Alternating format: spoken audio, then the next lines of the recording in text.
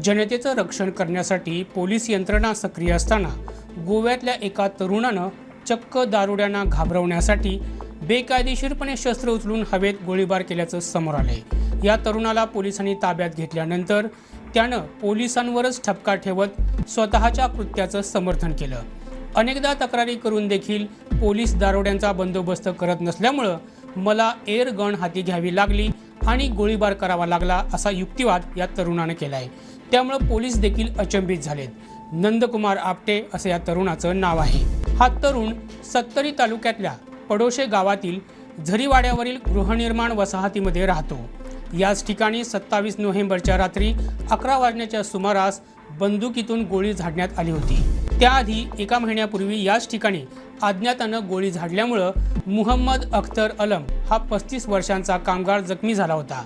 रात्रीच्या वेळी वारंवार गोळीबार होऊ लागल्यानं स्थानिकांमध्ये भीतीचं वातावरण पसरलं होतं। याचाच छडा लावण्यासाठी पोलिसांनी फॉरेन्सिक सायन्स लॅबोरेटरी टीमच्या मदतीनं कॉम्बिंग ऑपरेशन सुरू केलं होतं। याच ऑपरेशनमध्ये संशयित नंदकुमार सापडला। पोलिसांना आपटेच्या घराशेजारी एक बंद स्टोअरूम दिसला।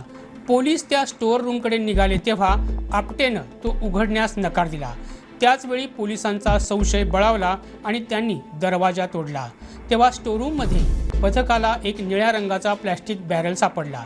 त्यात एक लांब बॅग होती, त्यामध्ये बंदूक लपवण्यात आल्याचं समोर आलं, अशी माहिती उत्तर गोवा पोलीस अधीक्षक हरीश मडकईकर यांनी पत्रकारांना दिली आहे। पोलिसांनी लगेच आपल्याला ताब्यात घेऊन त्याच्यावर प्रश्नांची सरबत्ती केली, तेव्हा त्यानं गोळी झाडल्याची कबुली दिली। या भागामध्ये रात्री उशिरापर्यंत दारुड्यांच्या पार्ट्या रंगतात। संध्याकाळ झाल्यानंतर महिलांना घराबाहेर पडणं देखील कठीण बनलं होतं। याविषयी अनेकदा पोलिसांकडे तक्रारी केल्या, पण पोलिसांनी त्यांचा बंदोबस्त केला नाही। याच कारणानं शस्त्र हाती घ्यावं लागलं असा युक्तिवाद या तरुणानं चौकशी दरम्यान केलाय।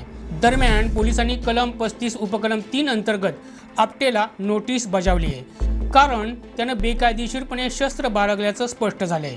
अजून त्याला अटक करण्यात आलेली नाहीये, असं अधीक्षक मडकईकर यांनी पत्रकारांना सांगितलं। गोव्यातील अशाच ताज्या घडामोडी जाणून घेण्यासाठी आमच्या YouTube चॅनलला सबस्क्राईब करा।